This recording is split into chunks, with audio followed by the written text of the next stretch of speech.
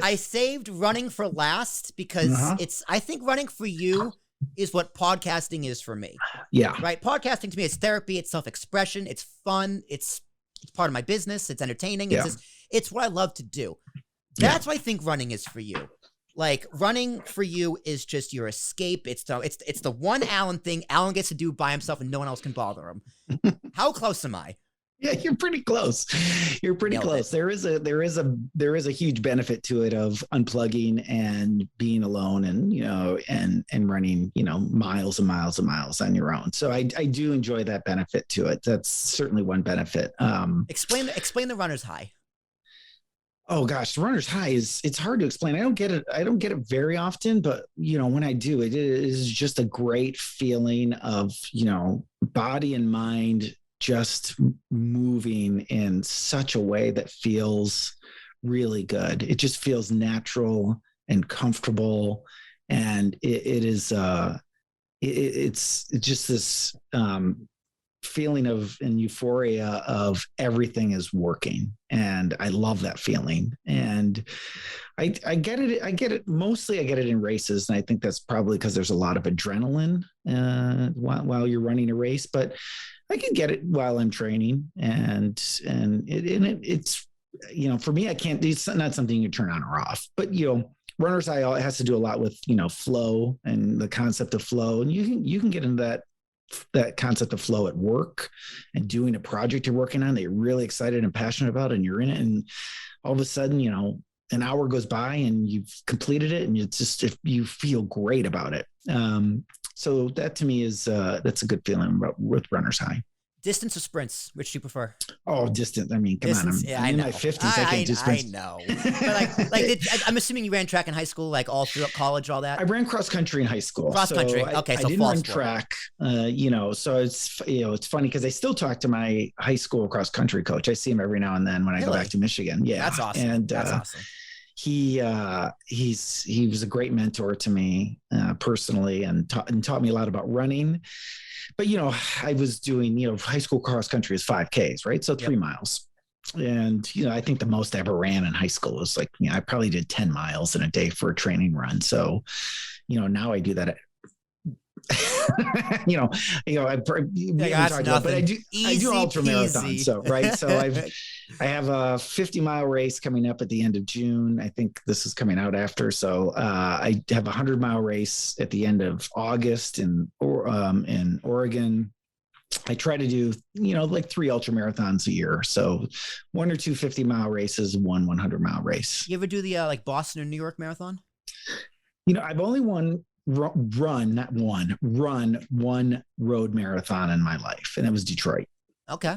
Hometown. So that counts. I just, part of it goes back to this. I love running in the trails. I love running in nature. All of the races I do are mostly trail races. I do 1 or 2 half marathons a year on the road, some 10Ks on the road, but I say this now probably because of who I am, but there's no appeal to me to like running in a race with 50,000 people. 30, 40, that to me just does not sound fun. Right.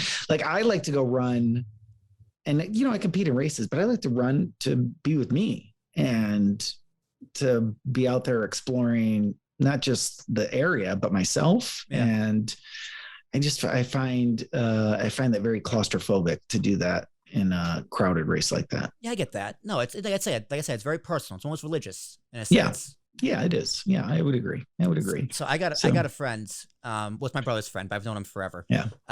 He is a psychopath. He is a personal trainer, and he's doing an Ironman in Alaska in August. Okay. So for those who don't know what an Ironman is, you start out swimming. I forget how long. You bike for even longer, and then you run a marathon. Yeah. Why do people do this, Allan? Well, I could never do a triathlon, Will, because I can't swim. So I've never swum. Allan, you gotta learn how to swim. I know. I know. Allan, you have kids. Come on, man. if they're in trouble, someone's got to save them. If I were to do a triathlon, I'd have to ask if I could get those like rubber floaties for my arms. Get the swimmies, get a noodle, a tube. Yeah, get a noodle. Yeah. and I'm not ashamed of it. I just can't swim. I had a experience as a little kid, and just never got back in the pool. So, Fair enough. why do people do it? That's a great question. Like, why do I subject myself, running 100 miles? I'm awake for 33 hours, triathlons, you end it with, with the marathon after our bike and swim. Part of it is, I would say I can speak for myself. And I think for a lot of people, it's just a challenge. It is definitely a challenge. It's unique. Very few people do it. Particularly, 100-mile races. I mean, you're talking like well under, 1% of people in the world do it every year. So there was a uniqueness to it and a challenge. But I love running. So it's something that I really, really enjoy. I think I'm good at it. And pushing myself is definitely part of it. How are your knees? Everybody always asks that. How do you stay healthy? Knees are, I will personally say, I'm not a doctor, but I believe the whole knee theory is a myth. Your reason your knees are bad is if you have a weak core, because running is all done through your core, your glutes, your hips, your stomach, your core is what drives you. If you think about, running, you are lifting the leg and putting it down. If your core is weak, your knees have to make up for the weakness in your core. Hence why people get wonky knees when they run. They probably have a very weak core. If your core is strong, you can run. I don't have, I don't, knock on wood. Well, you're going to jinx me. I don't have any problems, but I work on my core, right? So that to me is part of the difference in the strength of running. So running isn't just legs. You do have to work on, your whole body as a runner, and particularly when you're doing the races that I do and the long distances I do, you can't just have runner's legs. You've got to have like a runner body and a runner and a mentality. So that's the other thing that makes it.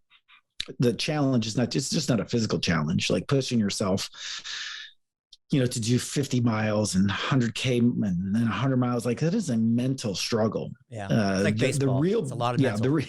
The real battle for me is the mental battle. It's not the physical battle. It's a physical, it is a physical push, but getting your mind, and it's 2:30 in the morning and you're mile 70 and you've got 30 to go and you have no idea where you are and you're sleep deprived, you want to quit. So how do you get over that? That to me is the challenge that I love. It's getting through that.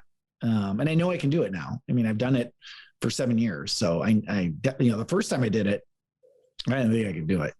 But now I know I can, and I know what that push is like. And that to me also, I can apply that to so many other things in my life. Right. If I can get through a 100-mile race, I can get through this project, or I can get through this challenge, or I can get through this problem. I can get through a Talking with Tarashuk podcast. Easy. No, this is hard. Oh, you did great. I think right there is a perfect place to leave it. But don't think I forgot, Allan. If you listen to the show, the last question always goes to the guest.